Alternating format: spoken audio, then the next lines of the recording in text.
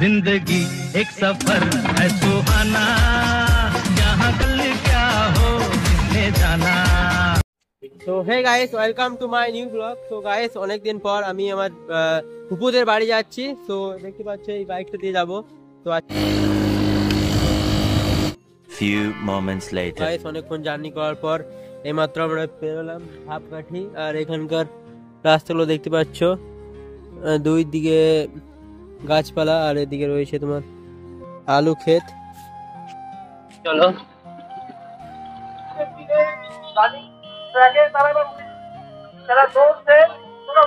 Guys, অনেকক্ষণ journey করার পর এখন চলে এসেছি বাসুদেবপুর। দেখতে পাচ্ছ গ্রামটা খুবই সুন্দর গ্রাম একটা। দেখতে পাচ্ছ চারিদিকে শুধু চাষবাস হয়। দেখতে পাচ্ছ শুধু আলু বাড়ি রয়েছে চারিদিকে, ওইদিকে সর্ষে বাড়িও রয়েছে, আখ বাড়ি, মানে প্রচণ্ড কৃষি নির্ভর এই গ্রামটি। এখান থেকে এখনো অনেকটা যেতে হবে, তবেই আমাদের ফুপুদের বাড়ি। তো চলো, চারিদিকে সবুজে সবুজ ক্ষেত, তারই মধ্যে মাঝে রাস্তা, খুবই সুন্দর লাগছে। এদিকে একটা পুকুর রয়েছে। তো চলো, আমি এক হাতে বাইক চালাচ্ছি আর এক হাতে যাচ্ছি। দেখতে পাচ্ছ রাস্তা। তো চলো,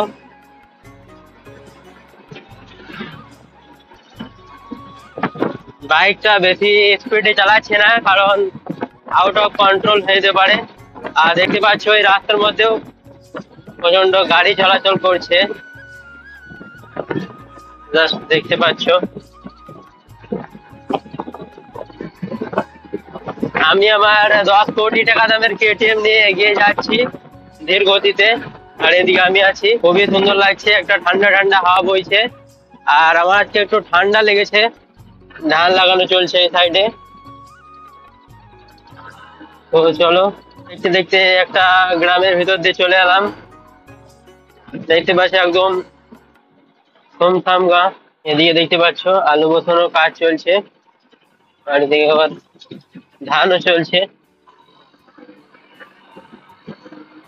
চাষবাসের দিক থেকে এই গ্রামটা খুবই অ্যাডভান্স। তো চলো দেখা যাক।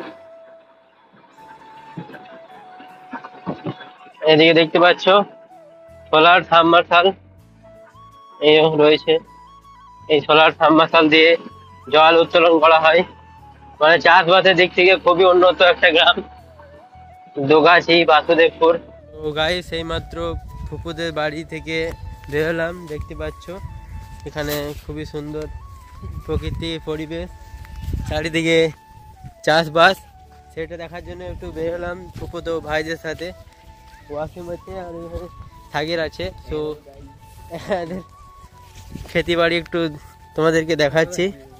দেখতে পাচ্ছ চারিদিকে আলুর জমি আছে, আর সামনে তোমার আলু তোলা হচ্ছে। তো তোমাদেরকে দেখাবো, চলো।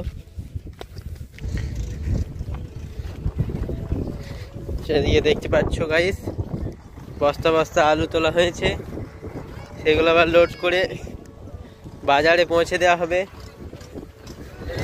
এদিকে সবাই চাষে খুবই ব্যস্ত, চারিদিকে শুধু আলু বই, যেদিকেই চোখ যাচ্ছে সবাই কাজ করছে।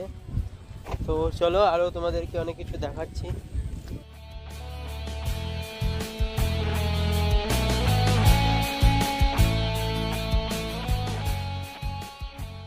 তো তোমরা দেখতে পেলে খুবই সুন্দর এখানকার প্রকৃতি, আর একটু ঠান্ডা ঠান্ডা হাওয়া বইছে।